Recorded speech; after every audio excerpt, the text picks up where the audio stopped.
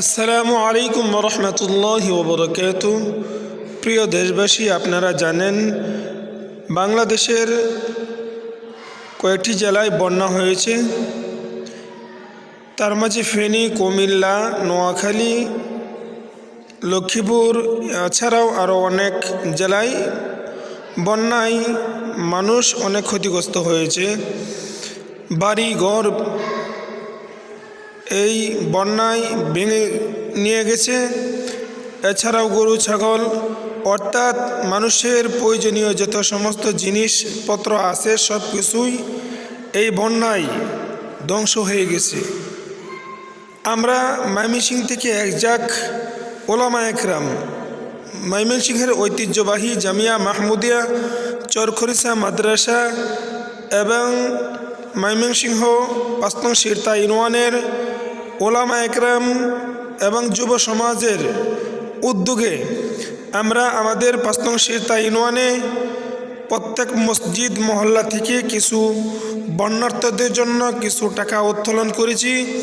আমরা আনুমানিক ২.৫ লক্ষ টাকার অনুদান সরাসরি আমরা কোনো মালামাল কিনে না এনে আমরা তাদের প্রয়োজন এখন টাকা, সুতরাং আমরা প্রতি ঘর পিছে একজনকে নগদ ১,০০০ টাকা করে অনুদান তাদের হাতে আমরা তুলে দিয়েছি। তো বর্তমান আমি যেই জায়গায় দাঁড়িয়ে ভিডিও করতেছি এটা হলো একটা মসজিদ। নোয়াখালী জেলা সোনাপুর ইউনিয়ন ৬ নং ওয়ার্ডের একটি ঐতিহ্যবাহী দ্বীনি শিক্ষা প্রতিষ্ঠান রয়েছে। যে প্রতিষ্ঠানের ভিডিওটা আমি ১ মিনিট অপেক্ষা করলেই আমি আপনাদেরকে দেখাইতেছি। ঐতিহ্যবাহী জামিয়া আজিজিয়া মাদ্রাসা চিত্র যেটা,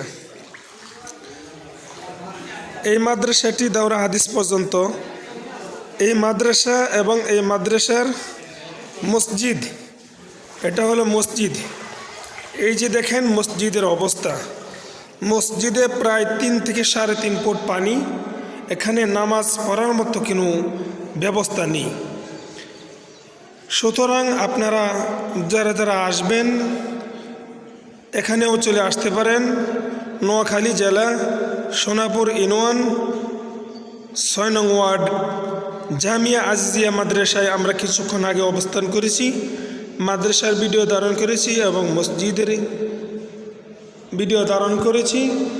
আপনারা যারা দান করেছেন আল্লাহ তাআলা সকলের দানকে কবুল করুন। আল্লাহ তাআলা এই বন্যার কবলিত সমস্ত জেলাকে আল্লাহ তাআলা অতি দ্রুত পানি শুকিয়ে তাদের পূর্বের অবস্থানে ফিরিয়ে দিন।